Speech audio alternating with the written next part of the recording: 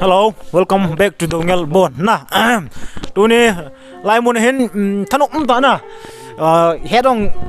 gelong na ki gel follow na. Persona ko na chu ngai chat thil chen jinga he ma na ki gel to lo. Ki pam ta chun tu ni khon lai ho in mun ko na ho in na. Ki ho in hen ho in sungan ko mo ven. Tu ni kho he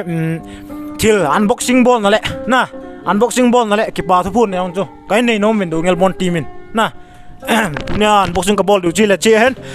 che ka hen ball du hen che hoya ko na ititi hung lungam na ititi hung podo ham ipi thilam chi unboxing im ball du hen ten e chon tua he unboxing ball ma sang ven ha loi tan ya ko na to bang thili khalo lai tel ki pa ta na thanu ta kha he zia chon loi tan nang shading ani learning ta sanum ta ni chon mani cho phat ka pe diu ten do ten chon la ban ban a chung chi la du hen te ga za bang wo chun tu ne unboxing na ga za bang chi boxing na chung cho na unboxing kain ball de na chu chi hin agi yong agi ding hin tin je amin ga pu amin cho ep sei du ham ahuza bta 660m na portable pa amplifier hin na chi check in sei de chi check in ka sei chi pya what see za ham 40 watts. 40 watts. Let's say 40 watts. Tiếng là chỉ hong côn độ này. Lâu pi ta hin. Adin tulai khang nga ding in na. Mi iga he dum ma chi ho bunga ding a kipe hin. Tiếng a kipe hi zo tiếng a introduce hung ki ball ding hin tu ai hin ball pai lo diu hin. Innovate pe diu hin tin ti banga tulai a he koi ma hi. Ho bung lang hian lang ipilang hi dong la mi akipi a hlomin na de de khang dong lang sangina chelo pi ta hin ja chu Dongel Bon team in jong ma chu a hin penu ta ayong hi pasal hi pun na jang pen je nu me hin miss hin la yin miss hin la na ji chun zo teng le long thu chu na contact number jo chu ngai trong ma ta hung chu tao đến ji chun i pa om ta ma introduce khin ball di hun tin in ban vit pe di hun te je ki sei nom ne ai mo Partu na, bang thil ho na, unboxing ball thil na, partu, nom nem na. Tu bang thil mu kha lo tu na ama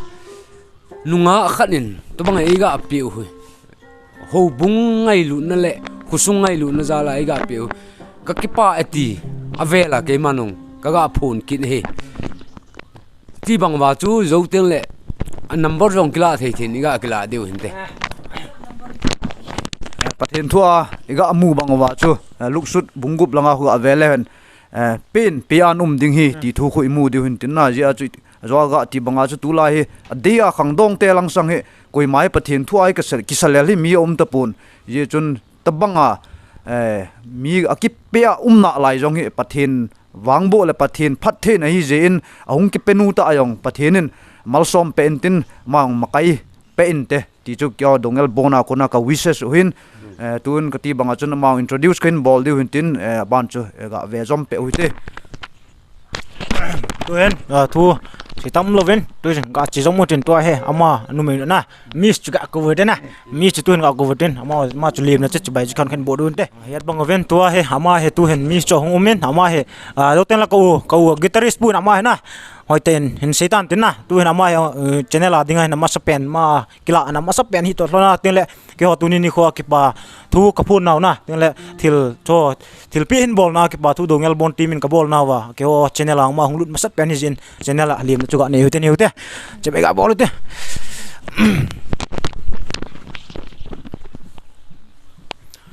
coba juga bol tawen tun guitarist bu aku ni na ipi ama hi amin ipi ham na ama hi ipi langa ipi thil bol ham ti chu ama aku ni chun hilchin na chuga ne ten ma chu nga pe hote ki bang wa chun ki paw men ho bung mi pi te ki pa na chung chu na yang ade in Dongel Bon team nong ka ki pa pi win ti bang wa chun ama he ama sap penin amin chu ki hon ka ga phun yeng sang wa chun ama self introduce ki bol na amin chu iga CP leo ngai no minte kamin chu hi le zovi hin tua hi dihangi dispensary staff nurse akapan lai pet hin yipi ka sei dar pau min amin chu kaga do hin hi wang chen hong advance in na ho poi hi wang chen anal chen na iga za bangwa chu tuai dihangi dispensary apanga hin apanga chu dispensary a chu koi pangji ham ti chuga het num wa hele Miss Zovi hi nurse na nurse hi je chun tuai dihangi dispensary apang hin ki paumin tenga hele next question chun ga chu pai yengoi tin na hele hitabanga thilpe nin nei hina iti dam idea lungel hitabanga lungel iti nei do ham ti chu chomcha yong le nei ga si pe le chun anu mu ve chi kelele pe hilowa nang ho zala yong nang ho tau pi hat na zala yong lekha kasim lai ka training ball ham layong chu hobung miten taw na an hin gel jingwin chu nang ho zala chi chan ke yong ka hin kalsong hin 2018 chun ke yong chun training ka hin chain 2019 chun nang ho tau pe na hat zalin hobung mi te nong ho zalin ke yong na to na ke hin mu pai pain chu chu le ga gela hele chi tua ka thil pe hi keile len ka ki pe lowa nang ho zala yong nang ho zala hi zeng nang ho nei tau pe zalwa nang ho nei he na tau na nei het zing jewa he chi ka hin bol do the hin nang ho chunga ka ki pa in tengle ningkum masa ho akona chu ho in tha jong chu anaki go nen hi wa chu eyong chu naki pang theilo ina to na ma naki boizing hi zia chun keile len kapi hi poi nang ho jang i chan tha nang ho jong nana panjing ho hin ke no chu ka hin haide pon na ken emacha bol pe theyong ka nei pon hi zia chu chi hi kahin hobung ngai lu na zala kahin pe hi nga hi wanga chi keile le ball in wang nang ho jong gel de hin lang chi hi nang ho hat na zala nang ho taw hat na zala yong hi chi kahin lam do the he ke jong ka kipa be se zing iga za bang wa chun hi chi chu hi na mi him hin kho che ding dol chu viewers or nang ga head do diu chu piam til mi tam ta hin taw nai ngai cha ti ngai le hobung ham loi gol ham insa in hlang ham na chun taw na aki thu min nong e taw pen hobung min nong e taw pe jiu hi wang lol tin nam imu te nga hele mi tam ta hin aki ki sumilin chu min e taw pe no aki sumilin keima ha jar keima thip ji a thili ka kilam do ham hilo le lol tin na chu ka chan ham ti hin mi tam ta na ki sanin ai wangin tu ai ga za bang wa chu pa cha cho ma jengin na ei ki yong le elo le dongel bon team la hai khat zo ki yong le tabang lol tin nai ki nei le ki hai mil mai the hi na ki le sa yang mai the in hi wang chun ga za bang wa zo vi a kuna chi ki pa pi om hle jengin ai le next question chun ga chu pai kit jeng hoi tin na tua thil present hin bol izat man mong hai man ama nong chu ka sei ga sei nom de hin na ga sei le chun ga no min na a hi wa tam pa rom pa thu po jong le na ki pa na chu tua hi 20 mai hi zeng na bon sa chu ga ki sei le tol na a hin tol na man ho chu sei lo wa na chu a hi zeng ra bang wa 20 mai ti ala 20 ho chu hung phading hin na khang dong khat dinga sang som ni ho ga se do chu ha samai ta ai chu ti lo ha na je ki ye chun koi jong le khang dong te ho jong dang ho jong ho bung chi lai kyo dongel bon ka hi manwa dongel bon ho bung chu ka ti po na na mun chi wa jong ho bung le hello na society ki loi khom na khusung weng sung hen lang ki loi khom na ong ki pi na ta banga he hung be che ding jong zovi a kuna imu do diu ta san min na ega ti bang wa chun som ni ho chu ga pai chu ha lo ta hi second ni ang chai yeng thein hi wang ga alam do chu ga ge la hele ma chun la izat elo la khat la ni lo ham chu ki chai yeng mai thein na hi wang a chu ma nong hi chi pathin lo pi na ding le mi pi hon ataw pi na zala ki pa na ma nong sumil le la pan na la tinga hele ichlai ho bungding ta yong chi amasa pen nong hi pon na phan masangaung chu decoration ding i ma thilong chu anapi hin sanga sang jep chu tua hin bol ki hin tingal kit jong la ma nong adama phathena achana tingla tua panmun sanga yong promotion ho yong hin mu be ana sanga phas tua sanga phazo thilpha hin to be che ending jong kyon nong kataw na wa gel do jingwing ting na ki hon nong dongel bon ti ma ko nai thil pe nom hi thil tam ta ai ka hawu hin hi wangin pe ding chu ka nei de pu vin jong le ki hon nong ni khat li la wang ki hon nong kain gial do jing tho diu hin na nang jong chini te ngai chu le ki hetu ta hu tin te nga le next question chu tu ana diangi ana pan hin na ela chu permanent post ha ole chu transfer hi le ha ole tua le khasim ton na kop pe ha tua na post hi tua permanent zong ka hi de lazin contract NHM no ya na ka tua hi contract basis ka bol jing hin tua hi nang ho zong ni hin tau pe jing wen lang da chi sanga ke zong tham ka hung lot lin che na dinga na teng le ki ve entin ip bol the ham chile le hi tua hi alas na ka pe hi ka chi ama sa pe na hi se na ke na ho ta zung gelan te le ke yang ahung che chi a phat tham nang ho ni hin nang ho jong hin tau pe jing wen lang chi sanga ka lot lin che na dinga na teng le kinong chi sanga pa zong ka hin ngai to kit din hin loi ten ni nong cheng khat cheng ni lo le question khat le ni ga do nom nei ron nong le mani yong chu phat chu ga pe uti nang deki do nom na ga ho lim pi nom le ga do nom le lang thu yong le na pilam mong chu kong ka ho lim nom wal ka ki pa wal je chun I tham ka mo thanop jingin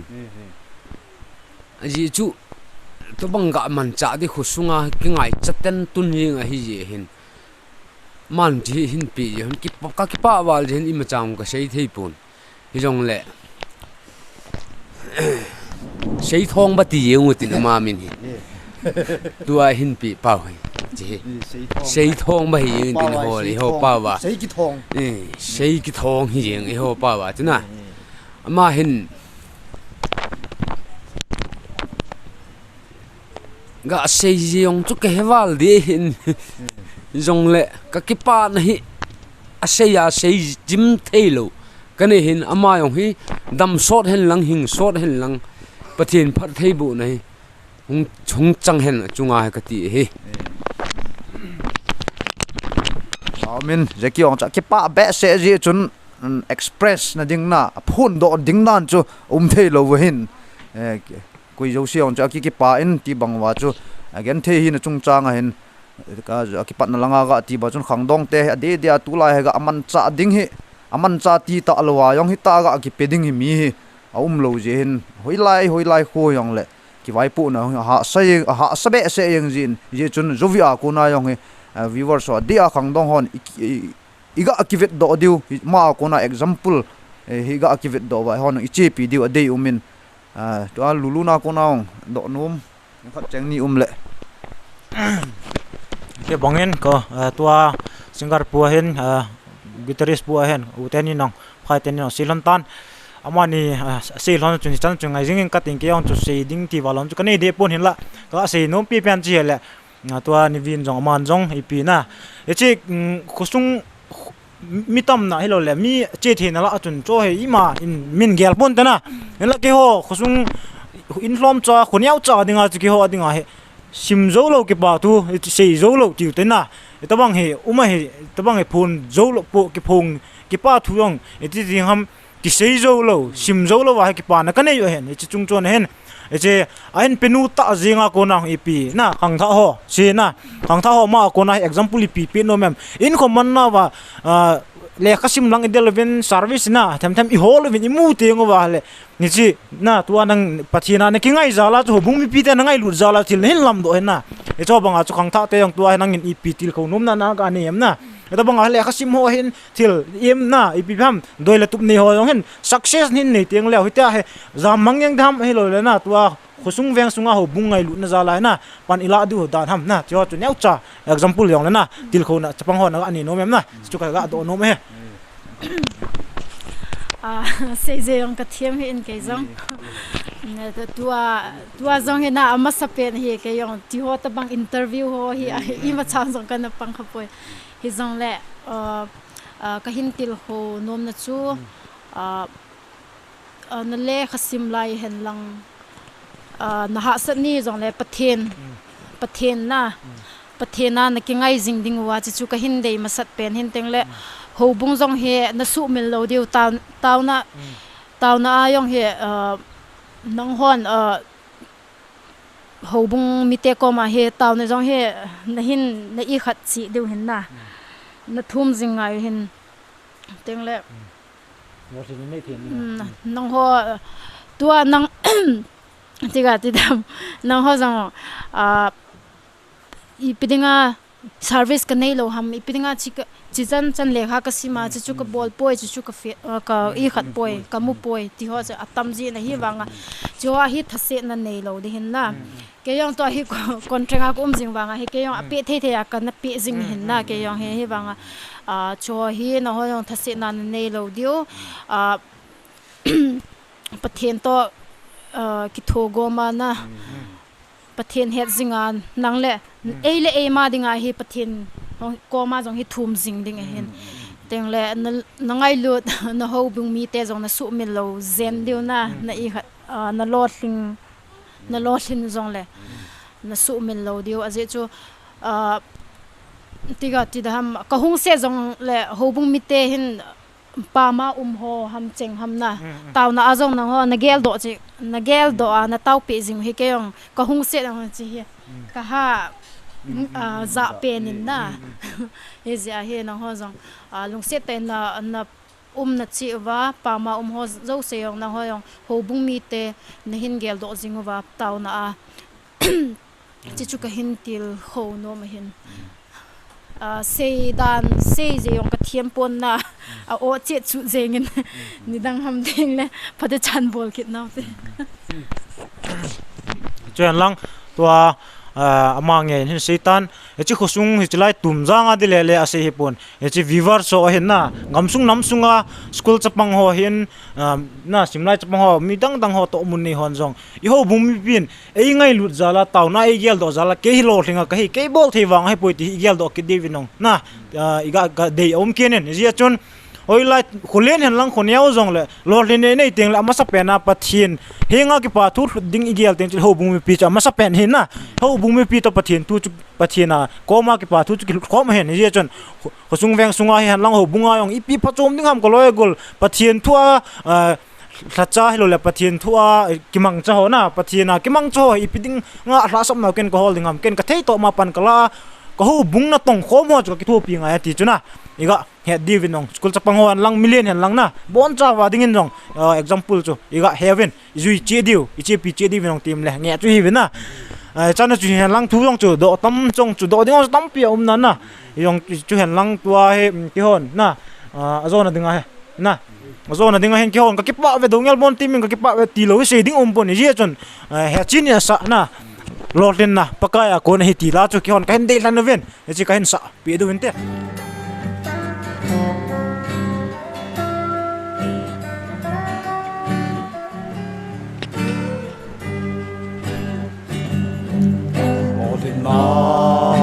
Pakaya ko na hi Majan na song Ama kun jing po Yana chana Lolin na e piu ha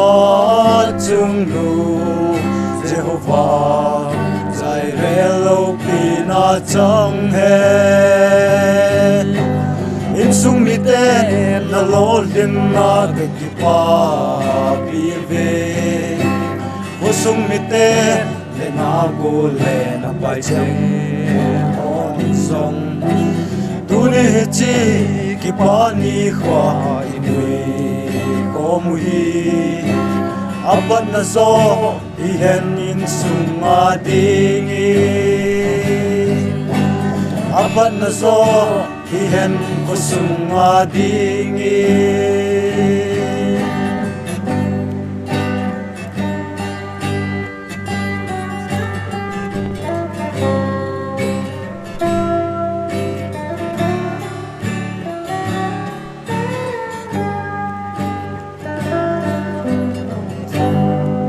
Puji bung sang thum na a chan chu ba kai sa pe do singin chu le na til gon a bon cha ol hindi ai ti na ki sune in sung mi te na lo hin na ka ki pa pi ve wo sung mi te le na go le na pai se on song tu ni chi ki pa ni khwa in hui ko mu hi apan na so hian in sung a ding e apan na so hian ko sung a ding e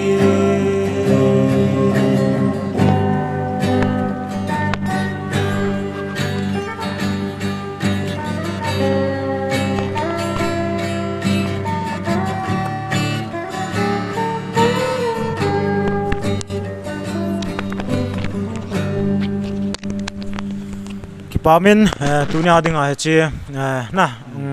kipa na thu kipa thu pu na kani chulai chana chun zo hui tin na he chana chun ki chai han lang cho he aban na chi kin tin to unboxing video chu na in jok pe du in tin viewer son jong lung lung nei tai to bang til pan bol do am ti chu in video unboxing video izo tingo wal hong ki chai pe ding hin tan te sang som mi man sei ki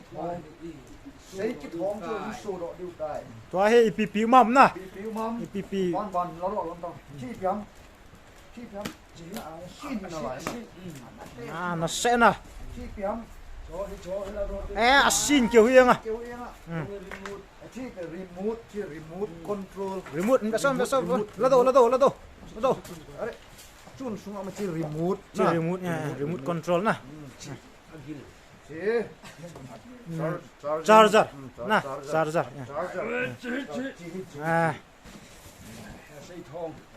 xây thong ga mu chi de hunten asunga khoi pp maham pp su sau the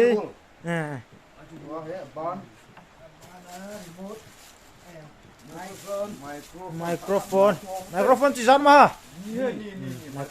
microphone double omen ban kinin gate su hello oi tên na ma he chin na hello lo tin na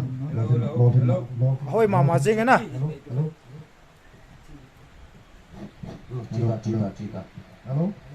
hello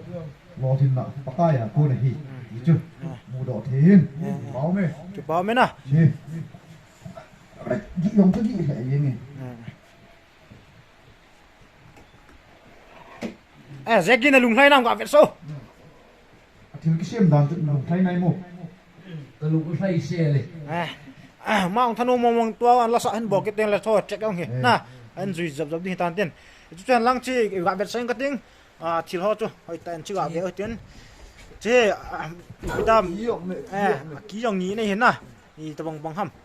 ve ho ten mai na hen na dang mic area